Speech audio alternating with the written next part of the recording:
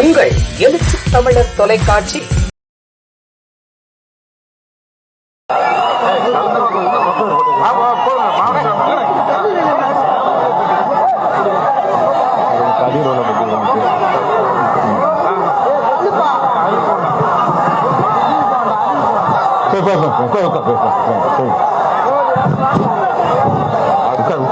உட்காருங்க தம்பி, நேரம் இல்லை, மணி 9 ஆச்சு. உட்காரு ப்ளீஸ். ராஜ்குமார் போடு டக்குனு.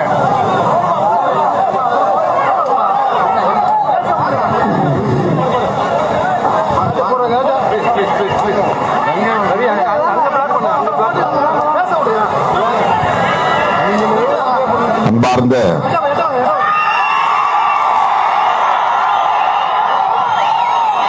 இந்த எழுச்சிமிகு செயல் வீரர்கள் கூட்டத்தை நெறிப்படுத்திக் கொண்டிருக்கிற திராவிடர் கழகத்தின் பொதுச் செயலாளர் மதிப்பிற்குரிய அண்ணன் துரை சந்திரசேகர் அவர்களே,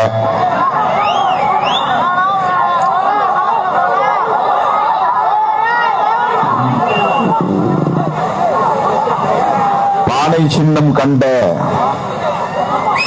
தலைவர், மக்கள் மொழியில் எப்போதும் மனத்தை ஆளும் மாண்பாளர், ஆற்றல் மிகு செயல் வீரர், மாண்புமிகு அமைச்சர் அண்ணன் MRK பன்னீர்செல்வம் அவர்களே,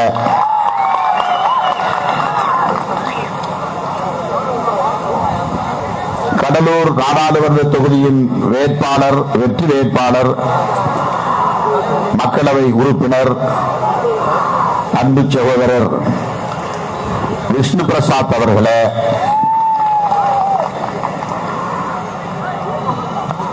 நம்மிடையே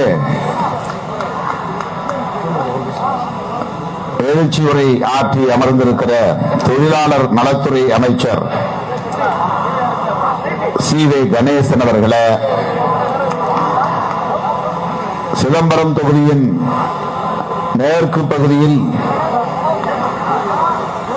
கிழக்கு பகுதியை விட கூடுதலாக வாக்குகளை பெறப்போகிறோம் என்று உறுதியளித்து உரையாற்றி அமர்ந்திருக்கிற போக்குவரத்து துறை அமைச்சர் மாண்புமிகு SS சிவசங்கர் அவர்களே, காங்கிரஸ் பேரியக்கத்தின் மேனாள் தலைவர், மேனாள் மக்களவை உறுப்பினர் அண்ணன் KS அழகிரி அவர்களே, தமிழக வாழ்வுரிமை கட்சியின் தலைவரும் சட்டமன்ற உறுப்பினருமான எனது அன்பு இளவல் T வேல்முருகன் அவர்களே, திராவிட முன்னேற்ற கழகத்தின் மூத்த முன்னோடி மேனாள் சட்டமன்ற உறுப்பினர் அண்ணன் மருதூர் ராமலிங்கம் அவர்களே, திராவிட முன்னேற்ற கழகத்தின் பொறியாளர் அணி செயலாளர் மேனாள் சட்டமன்ற உறுப்பினர் துரை கி சரவணன் அவர்களே, நமது கட்சியின் பொதுச் செயலாளரும் சட்டமன்ற உறுப்பினருமான அருமை தோழர் சிந்தனை செல்வன் அவர்களே, கடலூர் சட்டமன்ற உறுப்பினர் அண்ணன் ஐயப்பன் அவர்களே, விருத்தாசலம் சட்டமன்ற உறுப்பினர் காங்கிரஸ் பேரியக்கத்தை சார்ந்த அண்ணன் MR ராதாகிருஷ்ணன் அவர்களே, திராவிடர் கழகத்தை சார்ந்த பேராசிரியர் PC இளங்கோவன் அவர்களே, திராவிட முன்னேற்ற கழகத்தின் சட்டமன்ற உறுப்பினர் அண்ணன் சபா ராஜேந்திரன் அவர்களே, மார்க்சிஸ்ட் கம்யூனிஸ்ட் கட்சியின் மாவட்ட பொறுப்பாளர் மதிப்பிற்குரிய தோழர் மாதவன் அவர்களே, மறுமலர்ச்சி திராவிட முன்னேற்ற கழகத்தின் மாவட்ட தலைவர் அண்ணன் குணசேகரன் அவர்களே, மக்கள் அதிகாரத்தின் பொறுப்பாளர் தோழர் பாலா அவர்களே, இந்திய கம்யூனிஸ்ட் கட்சியின் சார்பில் உரையாற்றி அமர்ந்திருக்கிற தோழர் துரை அவர்களே, இந்திய யூனியன் முஸ்லிம் லீக்கின் சார்பில் உரையாற்றி அமர்ந்திருக்கிற முகமது சக்காரியா அவர்களே, மனிதநேய ஜனநாயக கட்சியின் சார்பில் உரையாற்றி அமர்ந்திருக்கிற ஜாகிர் ஹுசேன் அவர்களே, மக்கள் நீதி மையத்தின் சார்பில் இங்கே உரையாற்றி அமர்ந்திருக்கிற தங்க விக்ரம் அவர்களே, அண்ணன் ஸ்ரீதர் வாண்டையார் அவர்களின் சார்பில் இங்கே வருகை வந்து மூவேந்தர் முன்னேற்ற கழகத்தின் சார்பில் உரையாற்றி அமர்ந்திருக்கிற செல்வராஜ் அவர்களை, மனிதநேய மக்கள் கட்சியின் சார்பில் உரையாற்றி அமர்ந்திருக்கிற முகமது ஆரிஸ் அவர்களே, முகமது நூமான் அவர்களே, இந்த நிகழ்ச்சி வெற்றிகரமாக அமைந்திட 2 நாளில் சிறப்புற பணியாற்றி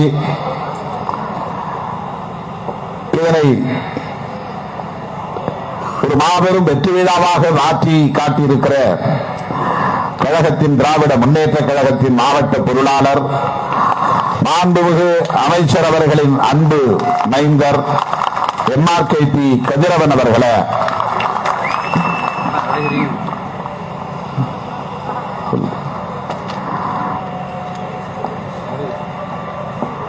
காங்கிரஸ் பேரியக்கத்தை சார்ந்த முன்னோடி அன்பு சகோதரர் மணிரத்னம் அவர்களே, விடுதலை சிறுத்தைகள் கட்சியின் மேலிட பொறுப்பாளர்கள் பாவரசு, விடுதலை செழியன், இராக்கிட்டு, மாவட்ட செயலாளர்கள் அரங்க தமிழொலி, LK மணவாளன், பாரா நீதிவல்லல், திராவிடமணி ஆகிய தோழர்களே,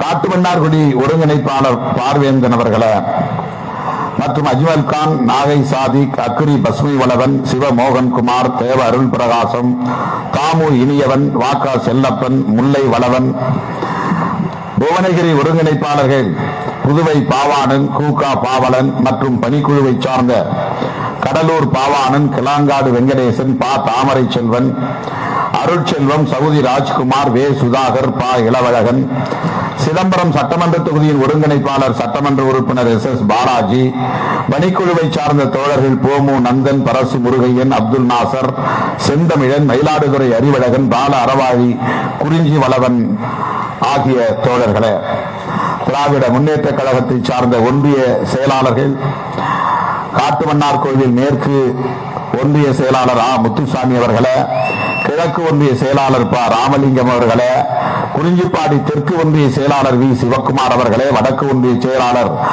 நாராயணசாமி அவர்களே, திருமுட்டம் கிழக்கு ஒன்றிய செயலாளர் திரு தங்க ஆனந்தன் அவர்களே, மேற்கு ஒன்றிய செயலாளர் KRK கோவிந்தராஜ் அவர்களே, திருமுட்டம் வடக்கு ஒன்றிய செயலாளர் செந்தில்குமார் அவர்களே, கடலூர் கிழக்கு ஒன்றிய செயலாளர் காசிராஜன் அவர்களே, மேற்கு ஒன்றிய செயலாளர் திரு சுப்பிரமணியன் அவர்களே, வடக்கு ஒன்றிய செயலாளர் KR தனஞ்சயன் அவர்களே, தெற்கு ஒன்றிய செயலாளர் R விஜயசுந்தரம் அவர்களே, புவனகிரி கிழக்கு M மனோகரன் அவர்களே, மேற்கு AS மதியழகன் அவர்களே, கீரப்பாளையம் கிழக்கு VGP சந்தோஷம் சபாநாயகம் அவர்களே, மேற்கு திருமூர்த்தி அவர்களே, கம்மாபுரம் வடக்கு திரு பா திருமாவளவன் அவர்களே, கம்மாபுரம் தெற்கு KR ராயர் அவர்களே, கம்மாபுரம் மத்திய தொகுதி மத்திய ஒன்றிய செயலாளர் சுந்தரபாண்டியன் அவர்களே, பரங்குப்பேட்டை வடக்கு முத்துப்பெருமான் அவர்களே, தெற்கு R கலையரசன் அவர்களே, குமராட்சி கிழக்கு தா சங்கர் அவர்களே, குமராட்சி மத்திய R ராஜேந்திரன் அவர்களே, குமராட்சி மேற்கு நலன்புத்தூர் நடராஜன் அவர்களே, குமராட்சி தெற்கு M சோழன் அவர்களே, குமராட்சி வடக்கு திரு வி கோவிந்தசாமி அவர்களே, மற்றும் கடலூர் மாநகர செயலாளர் KS ராஜா, மஞ்சக்குப்பம் செயலாளர் நடராஜன், புதுப்பாளையம் வெங்கடேஷ், திருப்பாதிரி புலியூர் சலீம், துறைமுகம் இளையராஜா, சிதம்பரம் நகர செயலாளர் KR செந்தில்குமார், வடலூர் பா தமிழ்ச்செல்வன், குறிஞ்சிப்பாடி பேரூர் ஜெய்சங்கர், காட்டுமன்னார் கோயில் பேரூர் S கணேசமூர்த்தி, திருமுட்டம் பூ செல்வகுமார், புவனகிரி கந்தன், சேத்தியாத்தோப்பு மனோகரன், கங்கை கொண்டான் பக்தவச்சலம், பரங்கிப்பேட்டை முனவர் உசேன், கிள்ளை ரவிச்சந்திரன், அண்ணாமலை நகர் பழனி, லால்பேட்டை அன்வர் சதாத் ஆகிய செயல் வீரர்களே, அண்ணன் பூத்தா இளங்கோவன் அவர்களே, நம்முடைய தோழமை கட்சிகளை சார்ந்த மாவட்ட பொறுப்பாளர்களே, நகர பொறுப்பாளர்களே, பேரூர் நிர்வாகிகளே, ஒன்றிய நிர்வாகிகளே, கவுன்சிலர்களே, கண்டு கட்டிய தூரம் வரையில் கடலென திரண்டிருக்கிற என் உயிரின் உயிரான விடுதலை சிறுத்தைகளே, உங்கள் அனைவருக்கும் என்னுடைய பணிவார்ந்த வணக்கத்தை தெரிவித்துக் கொள்கிறேன். தேர்தல் நேரத்தில் வேட்பாளர்கள் ஓட்டு மட்டும்தான் கேட்க வேண்டும் என்பது அண்ணன் MRK அவர்களின் கட்டளை. எப்போதுமே சொல்வார், பானை சின்னம் ஓட்டு போடுங்கன்னு தான் சொல்லணும். மைக்கு கொடுத்தா திருமாவளவனை நிறுத்தவே முடியாது, பேசிக்கொண்டே இருப்பார். ஒரு நாளைக்கு 20 ஊருக்கு போக வேண்டும் என்று நாம் பட்டியல் போட்டால் 10 ஊர் கூட போய் சேர முடியாது, ஒரு நாள் போய் பொழுது போய்விடும் என்று அடிக்கடி நகைச்சுவையோடு சொல்லுவார். அவர் முன்னால் இப்போது பேசுவதற்கு எனக்கு தயக்கமாக இருக்கிறது. நேரம் வேறு 9:20. ஆனாலும் சில தகவல்களை உங்களோடு நான் பகிர்ந்து கொள்ள விழைகிறேன். அண்ணன் MRK அவர்களும் அமைச்சர் SS சிவசங்கர் அவர்களும் பொறுப்பேற்று இந்த சிதம்பரம் நாடாளுமன்ற தொகுதியை நமக்கான தொகுதியாக வெற்றி பெற செய்ய இருக்கிறார்கள். நம்முடைய மாண்புமிகு முதல்வர் அண்ணன் தளபதி அவர்களும் 2 பேரையும் அழைத்து சிறப்பாக செயல்பட வேண்டும் என்று கூறியிருக்கிறார். அண்ணன் அவர்கள் இங்கே சவால் விட்டு அரியலூர் பகுதியா சிதம்பரம் பகுதியா யார் அதிகம் வாக்குகளை பெறப்போகிறோம் என்று பேசினார். அது நமக்கு நகைச்சுவையாக தெரியும். ஆனால் 2 பேருமே மகத்தான செயல் வீரர்கள் என்பதை கடந்த காலங்களில் நாம் களத்தில் கண்டிருக்கிறோம். சொல்லி வைத்ததை போல வெற்றியை ஈட்டி காட்டுகிற ஆற்றல் அண்ணன் MRK பன்னீர்செல்வம் அவர்களிடத்திலே நாம் கண்டிருக்கிறோம், தொடர்ந்து களத்தில் பார்த்திருக்கிறோம். இந்த முறை அவர் அண்ணன் அமைச்சர் கணேசன் அவர்கள் சொன்னதை வழிமொழியக்கூடிய வகையில் கடலூர் தொகுதி 3 லட்சம் வாக்கு வித்தியாசத்தில் வெற்றி பெறும், சிதம்பரம் 4 லட்சம் வாக்கு வித்தியாசத்தில் வெற்றி பெற வேண்டும் என்று சொன்னார். MRK அண்ணன் அவர்கள் 4 லட்சம் வாக்கு வித்தியாசத்தில் நாம் வெற்றி பெறுவோம் என்று உறுதியளித்திருக்கிறார். கடந்த தேர்தலில் காட்டுமன்னார்குடி தொகுதியிலும் சிதம்பரம் தொகுதியிலும் காட்டுமன்னார்குடியில் மட்டும் 31,000 வாக்குகள் அதிகம் பெற்றோம். சிதம்பரம் தொகுதியில் 4,000 வாக்குகள் அதிகம் பெற்றோம். கடைசியில் நாம் 3,000 வாக்குகள் வித்தியாசத்தில் வெற்றி பெற்றோம். இந்த 2 பேரும் எப்படி களத்தில் பணியாற்றினார்கள் என்பது நாடறிந்த உண்மை. அரியலூர் பகுதியிலே கடுமையான நெருக்கடிகள் சந்திக்க வேண்டியிருந்தது. என் கண் முன்னாலேயே நம்முடைய அமைச்சர் சிவசங்கர் அவர்களை எவ்வளவு அவமதிக்க முடியுமோ அவ்வளவு அவமதிப்பை தந்தார்கள், செய்தார்கள். எல்லாவற்றையும் சகித்துக் கொண்டு அந்த பகுதியிலே அவர் ஆற்றிய பணிக்கு நான் எந்தெந்தைக்கும் நன்றி கடன் பெற்றிருக்கிறேன். அதை போல அண்ணன் அவர்கள் ஆற்றிய பணிகளை, ஆற்றிக் கொண்டிருக்கிற பணிகளை நாம் இங்கே விவரிக்க முடியாது. அவர் எந்த அளவுக்கு எல்லா தரப்பு மக்களையும் தம் கட்டுப்பாட்டில் வைத்திருக்கிறார் என்பதை நான் ஒவ்வொரு முறையும் வியப்போடு பார்க்கிறேன். நம்முடைய ஆற்றல் மிகு இளம் புயல் வேல்முருகன் அவர்கள் உரையை பற்றி சொன்னார் அண்ணன் அவர்கள். அவரை போல் என்னால் பேச முடியாது என்று. இளம் புயல் வேல்முருகன் அவர்கள் எந்த அளவுக்கு உச்சஸ்தாயிக்கு போய் ஆவேசமாக பேசுகிறாரோ அது ஒரு வகையான ஆற்றல். ஆனால் அப்படி இல்லாமல் மக்கள் மொழியில் பேசி, எவ்வளவு நேரம் பேசினாலும் கலகலப்பாக பேசி செயல்பட வைக்கிற உந்துதலை அவருடைய உரையில் நம்மால் பார்க்க முடியும்.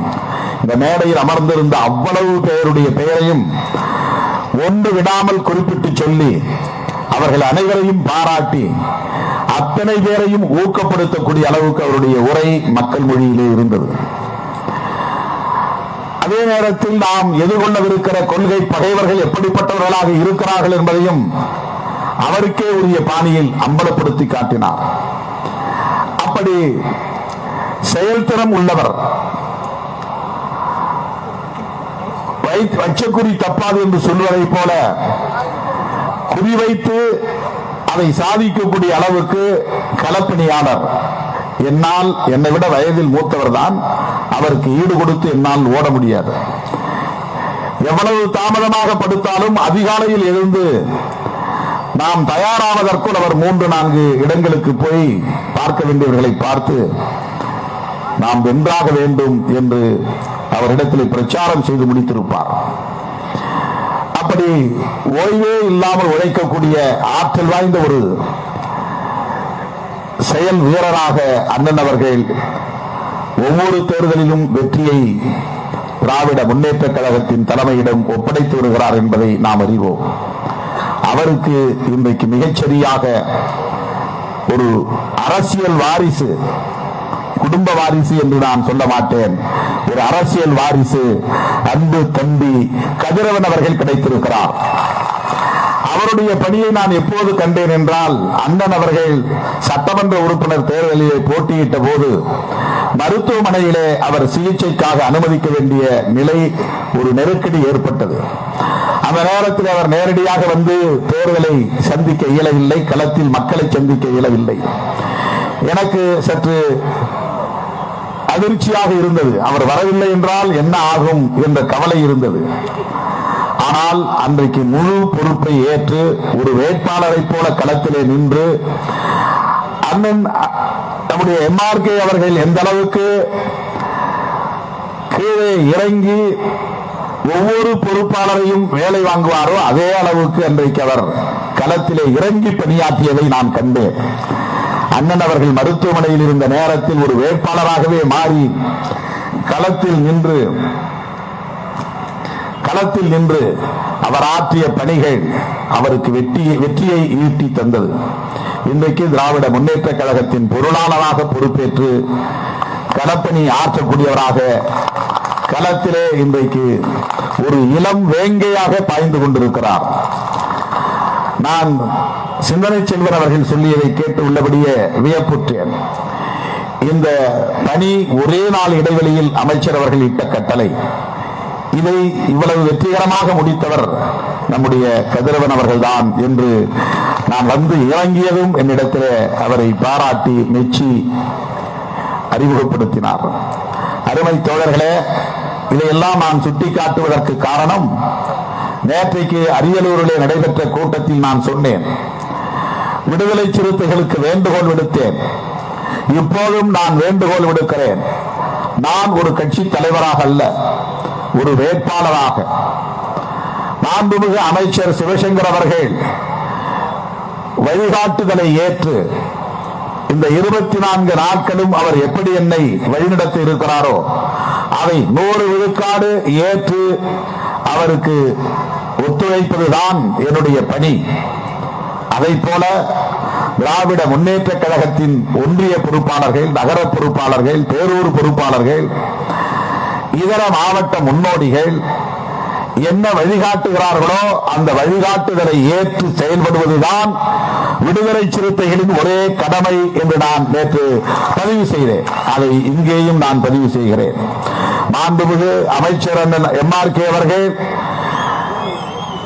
என்னை இந்த 24 நாட்கள் எப்படி வழிநடத்த இருக்கிறாரோ இந்த 3 சட்டமன்ற தொகுதிகளிலும் அதை அப்படியே நான் ஏற்றுக்கொண்டு அதை பின்பற்ற கடமைப்பட்டிருக்கிறேன். அதை போல நீங்கள் உங்களுடைய பொறுப்புகளை மறந்து, பதவிகளை மறந்து, உங்களுக்கு வரையறுக்கப்பட்ட எல்லைக்குள் நின்று திராவிட முன்னேற்ற கழகத்தின் தோழமை கட்சிகளின் முன்னணி பொறுப்பாளர்கள் என்ன வழிகாட்டுகிறார்களோ அதனை பின்பற்றி செயல்பட வேண்டும். நீங்கள் மாவட்ட செயலாளர், அதனால் ஒட்டுமொத்த மாவட்டத்திற்கும் நான் போவேன் என்றெல்லாம் இந்த இடத்திலே புரட்டக்கால் பார்க்க கூடாது. நேற்று நான் சொன்னேன், இந்த தேர்தல் காலம் 24 நாட்களுக்கும் உங்கள் பதவிகள் சஸ்பெண்ட் செய்யப்படுகிறது. பதவியை மறந்துவிட வேண்டும். மாவட்ட செயலாளர் என்பதை மறந்துவிட்டு வாக்கு சேகரிக்கிற பணியாளராக எண்ணிக்கொள்ள வேண்டும்.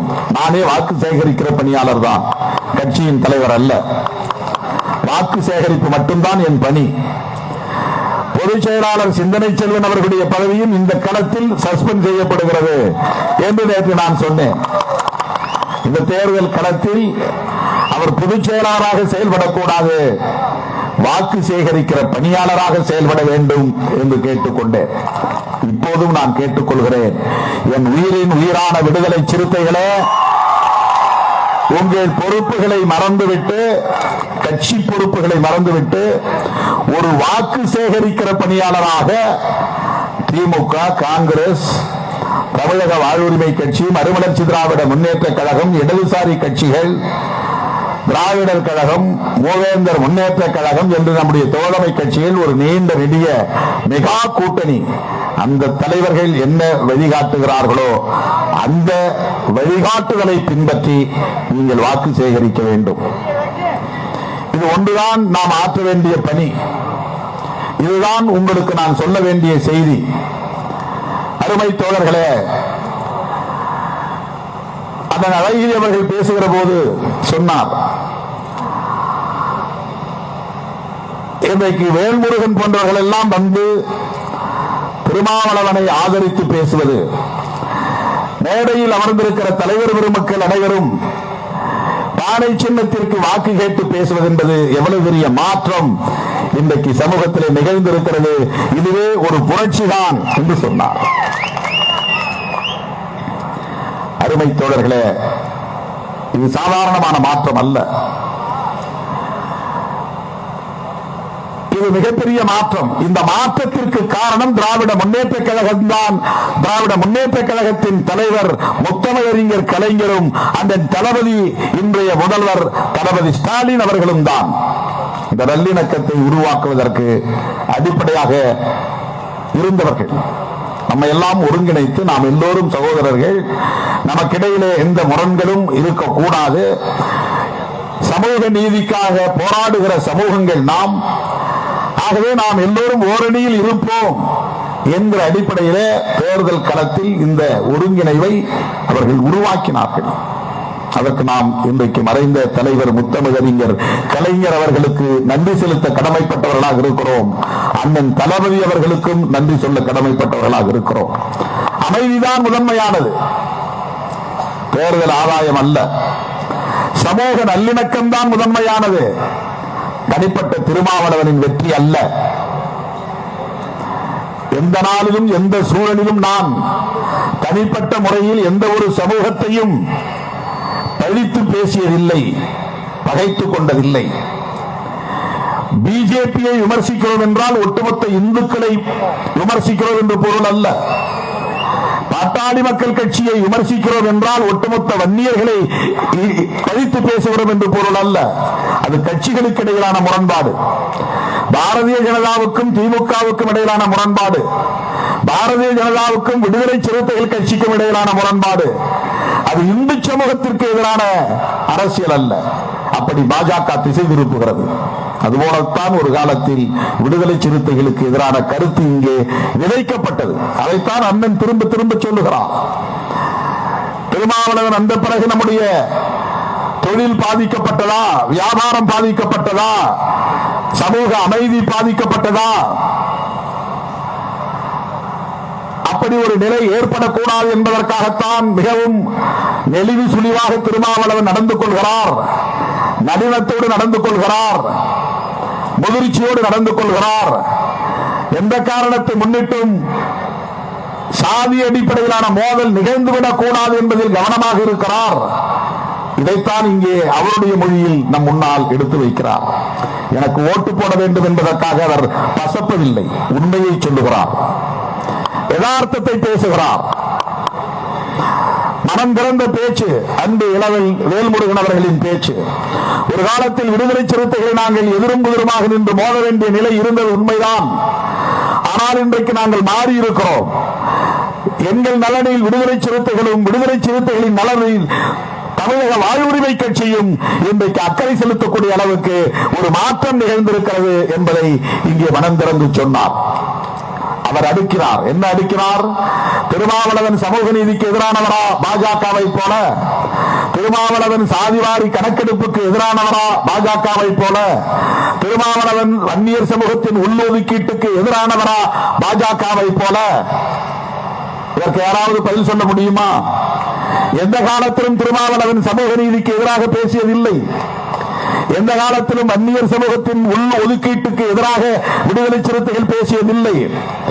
எந்த காலத்திலும் பாமக முன்மொழியக்கூடிய சாதிவாரி கணக்கெடுப்பு கூடாது என்று அண்ணாமலை பேசியதை போல திருமாவளவன் பேசியதில்லை. பாரதிய ஜனதா கட்சி சமூக நீதிக்கு எதிரான கட்சி. விபி சிங் அவர்கள் இந்த நாட்டின் பிரதமராக இருந்த காலத்தில் மண்டல் பரிந்துரையை தூசி தட்டி எடுத்து அதை நடைமுறைப்படுத்துவதற்கான ஏற்பாடுகளை செய்தார். அன்றைக்கு அவருக்கு பக்கத்திலே இருந்து உத்தரத்துணையாக இருந்தவர் யார்? ராம்விலாஸ் பாஸ்வான். மண்டல் பரிந்துரையை நடைமுறைப்படுத்தினால் ஓபிசி மக்களுக்கு கல்வி வேலைவாய்ப்பில் இடஒதுக்கீடு வழங்க வேண்டும் என்கிற அந்த பரிந்துரையை நடைமுறைப்படுத்தினால் அதை வரவேற்கிறோம் என்று இந்தியா முழுவதும் காஷ்மீரத்தில் இருந்து கன்னியாகுமரி வரையில் ஒடுக்கப்பட்ட மக்களுக்கான இயக்கங்கள், அம்பேத்கர் இயக்கங்கள் ஆதரவு தெரிவித்தன. மாயாவதி எதிர்க்கவில்லை, பாஸ்வான் எதிர்க்கவில்லை, ராம்தாஸ் அத்வாலே எதிர்க்கவில்லை, கத்தி பத்மராவ் எதிர்க்கவில்லை, தமிழ்நாட்டில் திருமாவளவன் எதிர்க்கவில்லை. அன்றைக்கு மண்டல் பரிந்துரை நடைமுறைப்படுத்திய போது விடுதலை சிறுத்தைகள் தேர்தல் அரசியலுக்கு வரவில்லை. தேர்தல் புறக்கணிப்பை செய்து கொண்டிருந்த காலம் அது. 90 to 99 வரையில் தேர்தல் அரசியலுக்கு என்னை இழுத்து வந்தவர் ஐயா மூப்பனார் அவர்கள், அண்ணன் நம்முடைய அழகிரி அவர்களும் அதற்கு சாட்சி. அவர்தான் வந்து என்னை பேசினார். அப்போது விபி சிங் அவர்கள் பிரதமராக இருந்த போது ஓபிசி மக்களுக்கான இடஒதுக்கீட்டை மண்டல் பரிந்துரையின் அடிப்படையிலே நடைமுறைப்படுத்துவதற்கு முன்வந்த போது அந்த இடஒதுக்கீட்டை வரவேற்று மதுரையிலே இயக்கம் எடுத்தவன் திருமாவளவன், விடுதலை சிறுத்தைகள் கட்சி. மண்டல் பரிந்துரை வந்தால் ஓபிசி சமூகத்தினருக்கு பயன், எம்பிசி சமூகத்தினருக்கு பயன், குறிப்பாக வன்னியர்களுக்கு பயன். அதை வரவேற்ற இயக்கம் விடுதலை சிறுத்தைகள் கட்சி. ஒரு நாளும் மண்டல் பரிந்துரையை எதிர்த்ததில்லை. அன்னையிலே நான் ஆந்திராவுக்கு போனேன். பிபி மண்டல் அவர்களுக்கு சிலை நிறுவினார்கள். அந்த சிலை நிறுவிய குழு தமிழ்நாட்டிலிருந்து ஒரு தலைவரை அழைத்தது என்றால் அது திருமாவளவனைத்தான் அழைத்தார்கள். நான் தான் போனேன். அந்த சிலை திறப்பு விழாவிலே பங்கேற்று உரையாற்றினேன். அதே கையோடு நான் கேசிஆர் அவர்களை பார்த்தபோது பிபி மண்டல் அவர்களுக்கு சிலை நிறுவ வேண்டும் என்ற வேண்டுகோளை வைத்தேன். பிபி மண்டல் யார்? அவர் ஷெட்யூல் காஸ்ட், ஷெட்யூல் ட்ரைப்ஸ் இடஒதுக்கீட்டுக்காக குரல் கொடுத்தவர் அல்ல. OBC, other backward classes, BC, MBC மக்களுக்கு இடஒதுக்கீடு வேண்டும் என்பதற்காக நிறுவப்பட்ட ஆணையத்தின் தலைவர். அவருடைய பரிந்துரையை நடைமுறைப்படுத்தியதால் தான் இன்றைக்கு ஓபிசி மக்கள் இடஒதுக்கீட்டு பயனை அடைய முடிகிறது. அந்த பிபி மண்டலுக்கு சிலை வைக்க வேண்டும் என்று தெலுங்கானா போய் கேசிஆரிடம் மனு கொடுத்தவன் திருமாவளவன். அந்த பிபி மண்டலுக்கு சிலை வைக்க வேண்டும் என்று தமிழ்நாடு வந்து தமிழ்நாடு முதலமைச்சர் அண்ணன் தளபதி அவரிடத்தில் மனு கொடுத்தவன் திருமாவளவன். நான் போய் கொடுத்தேன். ஆனால் ஒருபடி மேலே போய் நம்முடைய முதல்வர் அவர்கள் பிபி மண்டலை விட அந்த பரிந்துரையை நடைமுறைப்படுத்தியவர் சமூக நீதி காவலர் விபி சிங் அவர்கள் தான் என்று விபி சிங் அவர்களுக்கு மாநில கல்லூரி வளாகத்திலே சிலை திறந்தவர் தளபதி ஸ்டாலின் அவர்கள், தமிழக முதல்வர் அவர்கள். விபி சிங் அவர்களுக்கு சிலை வைக்கக்கூடிய ஒரு சூழல் கனிந்ததற்கு விடுதலை சிறுத்தைகள் கொடுத்த கோரிக்கை மனு ஒரு காரணம். அதை யாரும் மறுக்க முடியாது. பிபி மண்டலுக்கு சிலை வைக்க வேண்டும் என்று பிஜேபி குரல் கொடுப்பானா? இந்த செய்தியை மட்டும் சொல்லி நான் முடிக்க விரும்புகிறேன். மண்டல் பரிந்துரையை நடைமுறைப்படுத்துவோம் என்று விபி சிங் அவர்கள் அறிவித்த நேரத்தில் விபி சிங் ஆட்சிக்கு ஆதரவு கொடுத்துக் கொண்டிருந்த அத்வானி, பாஜகவுடைய தலைவர் அத்வானி உடனே தன் ஆதரவை திரும்ப பெற்றுக் கொண்டார். ஏன்? ஓபிசிக்கு இடஒதுக்கீடு கொடுத்தது தவறு. ஓபிசிக்கு இடஒதுக்கீடு கொடுக்க கூடாது. ஆகவே உங்க ஆட்சியை கவிழ்ப்போம் என்று விபி சிங் ஆட்சியை கவிழ்த்தது பாஜக, கவிழ்த்தவர் அத்வானி. அத்தோடு நின்றுவிடவில்லை. இந்தியா முழுவதும், வட இந்தியா முழுவதும் மிகப்பெரிய கலவரத்தை தூண்டினார்கள். பல்கலைக்கழக மாணவர்கள் எல்லாம், முன்னேறிய பார்ப்பன சமூகத்தை சார்ந்த மாணவர்கள் எல்லாம் வீதிக்கு வந்து போராடினார்கள். யாரை எதிர்த்து? மண்டல் பரிந்துரை கூடாது, ஓபிசிக்கு இடஒதுக்கீடு கூடாது என்று. அவ்வளவு பெரிய வன்முறை வெறியாட்டத்தை நடத்திய இயக்கம் RSS. இந்தியாவிலே ஒரு நாளும் அவர்கள் பேரணி நடத்தியதில்லை கோரிக்கை மனு கொடுக்க. இந்தியாவிலே ஒருபோதும் அவர்கள் ஆர்ப்பாட்டம் நடத்தியதில்லை மனைப்பட்டா கேட்டு. நம்மை போல வீடு கட்டி கொடு என்று ஆர்ப்பாட்டம் நடத்தியதில்லை. அடிப்படை வசதி கேட்டு ஆர்ப்பாட்டம் நடத்தியதில்லை. ஆனால் ஒரே ஒரு முறை வீதிக்கு வந்து போராடினார்கள். பிசி, எம்பிசிக்கு இடஒதுக்கீடு கொடுத்தது தவறு என்று வீதிக்கு வந்து போராடினார்கள். அத்துடன் நின்றுவிடவில்லை. அத்வானி தொடங்கினார் ரத யாத்திரை. எதற்கு எதிராக? ஓபிசிக்கு இடஒதுக்கீடு கொடுத்தது தவறு என்று அவர் ரத யாத்திரை நடத்தியது ரத்த யாத்திரையாக போய் முடிந்தது. எவ்வளவு பெரிய வன்முறை வெறியாட்டம்! அதுதான் கடைசியில் பாபர் மசூதி இடிப்பிலே போய்விட்டது. அப்படிப்பட்ட பாரதிய ஜனதா கட்சியோடு உண்மையான ஓபிசி தலைவர்கள் கூட்டணி வைக்க முடியுமா? இன்றைக்கு வாட்ஸ்அப்பிலே, முகநூல் போன்றவற்றிலே வைரலாக பரவுகிறது மோடி ராஜ்யசபாவிலே பேசிய பேச்சு. என்ன பேசினார்? எங்களுக்கு சமூக நீதியின் மீது நம்பிக்கை இல்லை. ஷெட்யூல் காஸ்ட், ஷெட்யூல் ட்ரைப்ஸ், ஓபிசிக்கு இடஒதுக்கீடு கொடுப்பது நிறுத்தப்பட வேண்டும். இதை சொன்னது யார்? இன்றைய பிரதமர் மோடி இந்தியிலே பேசியிருக்கிறார். தமிழிலே இன்றைக்கு கேப்ஷன் போட்டு வெளியே வந்திருக்கிறது. அப்படி சமூக நீதிக்கு எதிரான ஒரு கும்பலோடு எந்த காலத்திலும் திருமாவளவன் கைகோர்க்க மாட்டான். அதை வெளிப்படையாக சொல்லி இருக்கிறேன். வரையறுத்து திட்டவட்டமாக நான் அறிவித்திருக்கிறேன். எந்த காலத்திலும் பாரதிய ஜனதாவோடும் பாட்டாளி மக்கள் கட்சியோடும் நாங்கள் கூட்டு வைக்க மாட்டோம். ஏன் சொன்னேன்? தனிப்பட்ட காழ்ப்பு அல்ல. எனக்கு தெரியும் பாமக கடைசியில் இப்படித்தான் போய் சேரும் என்று தெரியும். ஏற்கனவே 2019 அவர்களோடு தான் இருந்தார்கள், 2021 அவர்களோடு தான் இருந்தார்கள். அப்படியே கண்டினியூ பண்ண வேண்டியதானே? வெளியே வந்து ஒரு நாடகம் நடத்தி அப்புறம் போய் மறுபடியும் சேர்றாங்க, ஏதோ புதுசா சேர்ற மாதிரி. சற்று யோசித்து பாருங்க. அதிமுகவோடு கூட்டணி போயிருந்தால் கூட அதிமுகவை சமூக நீதிக்கான இயக்கம் என்று நம்பலாம். ஏனென்றால் அது ஒரு திராவிட அடையாளத்தோடு வந்திருக்கிறது. திமுகவில் இருந்து பிரிந்தது. எம்ஜிஆர் சமூக நீதிக்காக நின்றவர் தான், மறுக்க முடியாது. ஜெயலலிதா அம்மையாரும் சமூக நீதிக்காக நின்று 69% போராடி அதை அரசமைப்பு சட்டத்தின் 9வது அட்டவணையில் இணைக்க வழக்கு நடத்தியவர். அதனால்தான் சமூக நீதி காத்த வீராங்கனை என்று தமிழர் தலைவர் ஐயா ஆசிரியர் வீரமணி அவர்கள் ஜெயலலிதாவை அப்போது பாராட்டினார். அருமை தோழர்களே, அதிமுகவோடு கூட்டணி சேரவில்லை, சமூக நீதிக்கு எதிரான கும்பலோடு கூட்டணி சேர்ந்திருக்கிறார்கள்.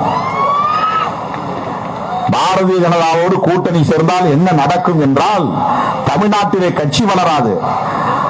யார் கூட்டணி சேருகிறார்களோ அவர்கள் கட்சியை அவர்கள் ஊடுருவி வேறொருப்பார்கள், நீர்த்து போகும். அதிமுகவோடு சேர்ந்தால் அதிமுக நீர்த்து போகும்.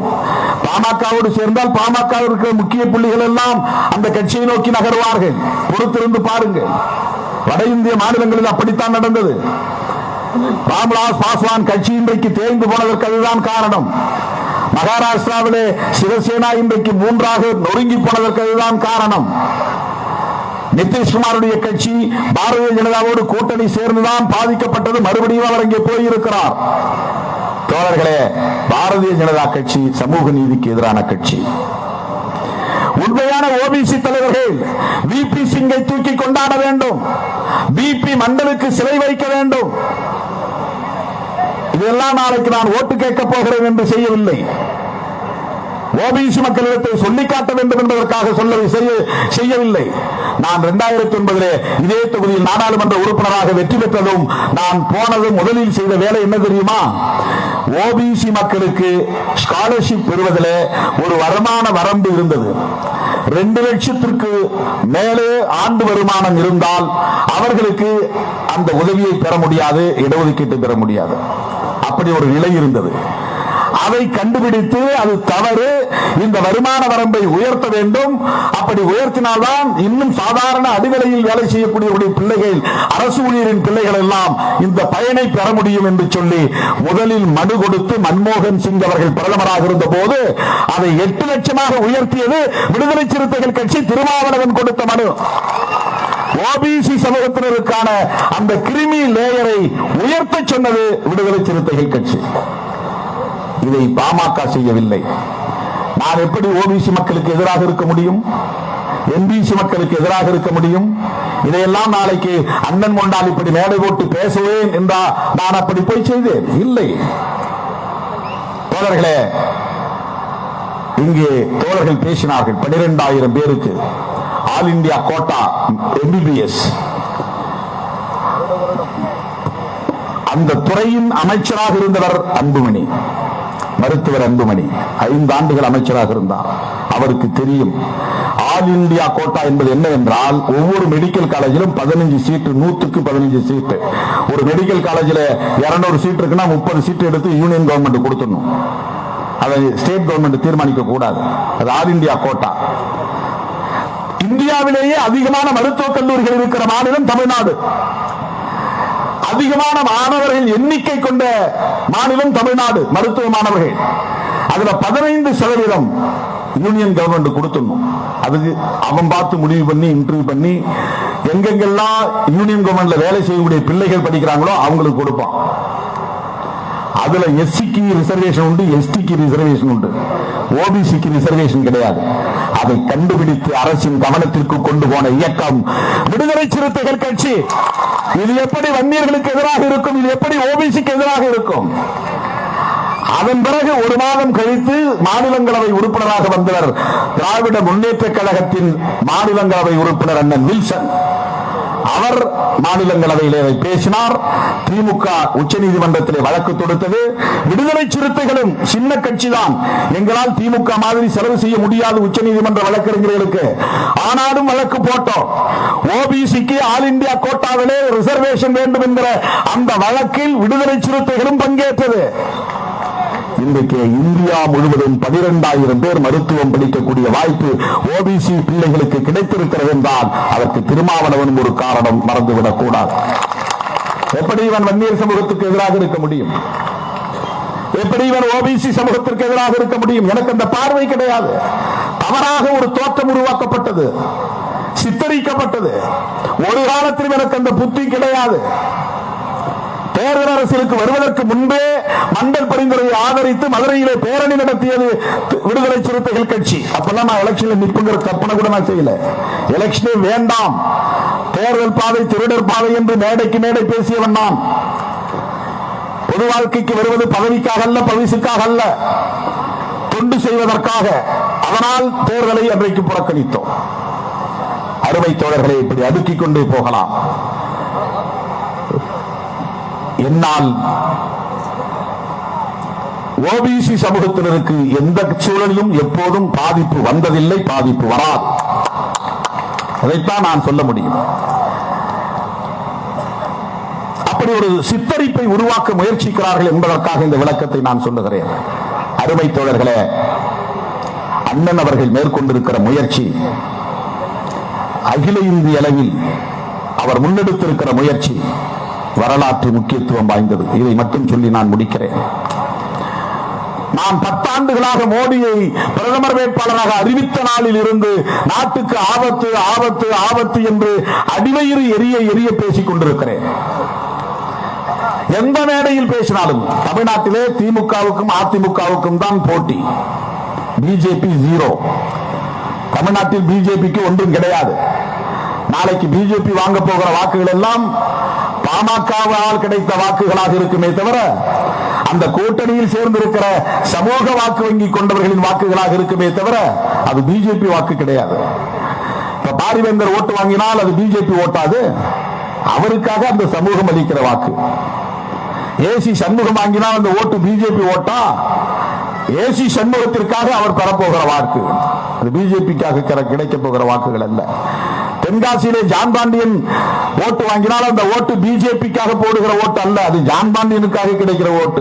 இதையெல்லாம் கணக்கு பண்ணி நாளைக்கு பிஜேபி இத்தனை சதவீதம் வந்துவிட்டது என்று கணக்கு காட்ட பார்க்கிறார்கள். பாட்டாளி மக்கள் கட்சியின் ஆதரவால் சில இடங்களில் அவர்கள் ஓட்டு வாங்க போகிறார்கள், அவ்வளவுதான். அவர்களை வளர்ப்பதற்கு பாமக துணை போகிறது. நம்முடைய அன்பு வேட்பாளர் விஷ்ணு பிரசாத் அவர்கள் உங்களுக்கு யார் என்று தெரியும். அண்ணன் சொன்னார் உறவு முறை என்று, வேறொன்றும் இல்லை. அன்புமணி அவர்களின் மைத்துனர் தான் அவர். மருத்துவர் அன்புமணி அவர்களின் துணைவியார் இருக்கிறாரே, தருமபுரியில் போட்டியிடுகிற சௌமியா, இவருடைய உடன் பிறந்த அக்கா. அண்ணன் அவர்களுக்கு ஒரு நெருக்கடி, நம்முடைய மாண்புமிகு அமைச்சர் MRK அவர்களுக்கு என்ன நெருக்கடி என்றால், தம்பியை வெற்றி பெற வைக்க வேண்டும், அக்காவை தோற்கடிக்க வேண்டும். ஒரே குடும்பத்தில் எவ்வளவு பெரிய சிக்கல் பாருங்க அவருக்கு. அவர் தருமபுரிக்கு பொறுப்பு அமைச்சர், இங்கே அவருக்கு சொந்த நேட்டிவிட்டி இது சிதம்பரம். கடலூர்ல அவர் வேலை செஞ்சாகணும். அந்த கணேசன் அவர்களோடு சேர்ந்து வேலை செய்யணும். அவருடைய வெற்றிக்கு 100 விழுக்காடு விடுதலை சிறுத்தைகள் உற்ற துணையாக இருக்க வேண்டும். ரொம்ப அருமையா பேசக்கூடியவரதான் அண்ணன் நம்முடைய அமைச்சர் சிவசங்கர் இடத்துல சொல்லிட்டு இருந்தேன். அவன் 4 பேர் கூட்டணியா இருப்பாங்க. 4 பேருமே ரொம்ப அருமையா நல்ல கான்வென்ட் படிச்சு நல்ல commanding English extempore speech. TVN Senthilkumar, Gowthama Sigamani, நம்முடைய விஷ்ணு பிரசாத் ரொம்ப அருமையா பேசுவாங்க. அதுல இப்ப இவருக்கு மட்டும்தான் சீட்டுகள். இதுவே ஒரு பெரிய வெற்றி தான் அவருக்கு. ஆரணி இல்லைன்னு ஆகி போச்சு. ஆரணி இல்லைனாலும் விட மாட்டேன், கடலூராக இருந்தாலும் மயிலாடுதுறையா இருந்தாலும் நான் நிற்பேங்கிற அளவுக்கு கட்சிக்குள்ளே ஒரு செல்வாக்கை செலுத்தி இன்றைக்கு கடலூர் தொகுதிக்கு வந்திருக்கிறார் என்றால் நம் மண்ணுக்கு வந்தவரை நாம் வெற்றி வீரராக அனுப்ப வேண்டும். அண்ணன் கணேசன் அவர்கள் விடமாட்டார், அண்ணன் எம்ஆர்கே அவர்கள் விடமாட்டார்கள். நம்முடைய அன்பு இளவல் வேல்முருகன் அவர்களின் தமிழக வாழ்வுரிமை கட்சியும் மிகப்பெரிய அளவில் பங்களிப்பு செய்யக்கூடிய களப்பணி ஆற்றக்கூடிய ஒரு தொண்டர்களை கொண்ட படை. எல்லோரையும் மிஞ்சக்கூடிய வகையில் என் உயிரின் உயிரான விடுதலை சிறுத்தைகள் வெற்றி பெற்ற உடனே வேல்முருகன் சொன்னார், சிறுத்தைகளால் நான் வெற்றி பெற்றேன், சிறுத்தைகள் என்னை ஏந்திக் கொண்டார்கள். நான் யாரை எதிர்த்து ஒரு காலத்தில் வேகமாக பேசினேனோ அந்த சிறுத்தைகள் என்னை ஆற தழுவிக் கொண்டார்கள், அரவணைத்துக் கொண்டார்கள், கையிலே ஏந்திக் கொண்டார்கள் என்று நான் தழுவெழுக்க கண்கள் குளமாக பேட்டி கொடுத்தார். நன்றி பெருக்கோடு. அதே அளவில் நம்முடைய கடலூர் தொகுதியின் வேட்பாளர் விஷ்ணு பிரசாத் அவர்கள் மாபெரும் வெற்றியை பெற வேண்டும், மாபெரும் வெற்றியை பெற வேண்டும். 40க்கு 40 நாம் வெற்றி பெற போகிறோம். இந்தியா என்கிற கூட்டணியின் தொடக்க புள்ளியை தொட்டு வைத்தவர் அண்ணன் தளபதி அவர்கள். இந்த கூட்டணி உருவாவதற்கு அவர்தான் காரணம். இன்றைக்கு இந்தியாவை தன் காலடிகளால் அளந்து தெற்கிருந்து வடக்கே, கிழக்கிருந்து மேற்கே, குறுக்கும் நெடுக்குமாக நடந்து இந்தியாவை, இந்திய மக்களை சந்தித்திருப்பவர் இளம் தலைவர் ராகுல் காந்தி அவர்கள். நல்ல முற்போக்கு சிந்தனையாளர். காங்கிரஸ் கட்சியில் ஒரு ரேடிக்கல் திங்கர் யார்? ராகுல் காந்தி அவர்கள். சமூக நீதியின் மீது பிடிப்புள்ளவர், விளிம்பு நிலை மக்களின் விடுதலையில் அக்கறை உள்ளவர், முற்போக்காக சிந்தித்து செயல்படக்கூடிய ஆற்றல் வாய்ந்தவர். எனக்கு தெரிந்து மக்கள் சீனம் கண்ட மாவோவுக்கு பிறகு மாபெரும் நெடிய பயணத்தை நடத்தி வெற்றி கண்டவர் ராகுல் காந்தி அவர்கள்தான். இது சாதாரணமான சாதனை அல்ல. இந்திய அரசியல் வரலாற்றில் வேறு எவரும் செய்ய முடியாத ஒன்றை ராகுல் காந்தி செய்து முடித்திருக்கிறார். தன் கால்களால் நடந்திருக்கிறார், அளந்திருக்கிறார் இந்திய மண்ணை. கன்னியாகுமரியிலிருந்து காஷ்மீருக்கு. நான் கன்னியாகுமரிக்கும் போனேன், காஷ்மீருக்கும் போனேன். தளபதிதான் தொடங்கி வைத்தார். மணிப்பூருக்கு போக முடியவில்லை, மும்பைக்கு வந்தேன். மகாராஷ்டிராவிலே அந்த கூட்டத்தில் பேசினேன். இந்தியாவின் ஒற்றை நம்பிக்கை ராகுல் Gandhi. The only hope of our nation, Sri ராகுல் காந்தி ஜி என்று நான் பேசினேன். இந்தியாவின் ஒரே நம்பிக்கை நட்சத்திரம். இந்த கும்பலிடமிருந்து நாட்டை மீட்க வேண்டுமானால், இந்த நாட்டை காப்பாற்ற வேண்டுமானால், ஜனநாயகத்தை பாதுகாக்க வேண்டுமானால், இந்திய அரசமைப்பு சட்டத்தை பாதுகாக்க வேண்டுமானால் ராகுல் காந்தியின் கரம் வலுப்பெற வேண்டும். இதை சொன்னவர், முதலில் சொன்னவர் தமிழக முதல்வர் அண்ணன் தளபதி அவர்கள். தமிழக முதல்வர் அண்ணன் தளபதி அவர்கள். அதை நான் வழிமொழிகிறேன். தமிழ்நாடு முதலமைச்சர் அண்ணன் தளபதி ஸ்டாலின் அவர்கள் சொன்னார், போன தேர்தலே சொன்னார், அடுத்த பிரதமர் ராகுல் காந்தி என்று. இந்தியாவில் யாரும் அதை சொல்ல முன்வரவில்லை. காங்கிரசில் இருந்து வெளியேறிய மம்தா பானர்ஜியோ, காங்கிரசில் இருந்து வெளியேறி தனிக்கட்சி நடத்துகிற சரத்பவாரோ, காங்கிரசில் இருந்து வெளியேறிய வேறு எந்த ஒரு தனிக்கட்சியின் தலைவரோ கூட சொல்ல தயங்கியதை துணிந்து சொன்னவர் தமிழ்நாட்டு முதலமைச்சர் அண்ணன் தளபதி ஸ்டாலின் அவர்கள். அடுத்த பிரதமர் ராகுல் காந்தி என்று. தோழர்களே, இந்த நாட்டை மோடி, அமித்ஷா கும்பலிடமிருந்து, அதானி அம்பானி கார்ப்பரேட் சுரண்டல் பேர்வர்களிடமிருந்து காப்பாற்றுவதற்கு ஒரே வழி இந்தியா கூட்டணி வெற்றி பெற வேண்டும். ராகுல் காந்தியின் கரம் வலுப்பெற வேண்டும். இது அண்ணன் வகுத்த உத்தி. தளபதி அவர்கள் வகுத்த உத்தி. இந்த உத்தி வெற்றி பெற வேண்டுமானால் சிதம்பரம் மட்டுமல்ல, தமிழ்நாட்டில் 40 வெற்றி பெற வேண்டும், 40 வெற்றி பெற வேண்டும் என்பதை இந்த நேரத்திலே சொல்லி, மறுமலர்ச்சி திராவிட முன்னேற்ற கழகத்தை சார்ந்த அண்ணன் MS கந்தசாமி அவர்களுக்கும் இந்த நேரத்தில் நன்றியை கூறி, AM குணசேகரன் அவர்களுக்கும் நன்றி கூறி, சிதம்பரம் நகர்மன்றத்தை சார்ந்த ஜேம்ஸ், வெங்கடேசன், அப்பு, பாலு, ARC கனி, அறிவழகன் இவர்கள் எல்லாம் களப்பணியாளர்கள். அண்ணன் பெயரை இங்கே அவரே சொன்னார். பெயர்கள் விடுபட்டிருந்தால் பொறுத்திருக்க வேண்டும் என கேட்டு மீண்டும் உங்கள் குரல் நாடாளுமன்றத்தில் ஒலிக்க, உங்கள் பிரதிநிதியாய் இந்தியா முழுவதும் நான் ஓடி ஆடி உழைக்க, வாதாட போராட, உண்மை தொண்டனாய் உங்களுக்கு தொண்டாற்ற பானை சின்னத்திலே வாக்களியுங்கள், வாக்களியுங்கள் என்று கேட்டு, கடலூர் தொகுதியிலே கை சின்னத்தில் வாக்களியுங்கள் என்று கேட்டு, 30ஆம் தேதியும் 31ஆம் தேதியும் உதயநிதி அவர்கள் இங்கே பிரச்சாரம் செய்ய வருகிறார். அந்த பிரச்சாரத்திற்கு அனைவரும் வர வேண்டும் என்று அழைப்பு விடுத்து, 6ஆம் தேதி தமிழக முதல்வர் அண்ணன் தளபதி ஸ்டாலின் அவர்கள் சிதம்பரம் வருகிறார். மயிலாடுதுறை வேட்பாளரையும் சிதம்பரம் வேட்பாளரையும் ஆதரித்து பேச அந்த நிகழ்ச்சிகளுக்கும் வர வேண்டும் என்று கேட்டு, ஏப்ரல் 3ஆம் தேதி நம்முடைய கமல்ஹாசன் அவர்கள், உலகநாயகன் கமல்ஹாசன் அவர்கள் அரியலூருக்கு வருகிறார். அந்த நிகழ்வுகளிலும் பங்கேற்க வேண்டும் என கேட்டு அனைவருக்கும் நன்றி கூறி, நாளை காலை 11 மணி அளவில் நான் அரியலூர் மாவட்ட ஆட்சியரகத்தில் வேட்புமனு தாக்கல் செய்கிறேன். வாய்ப்புள்ளவர்கள் வர வேண்டும் என்று கேட்டு முடிக்கிறேன். நன்றி, வணக்கம்.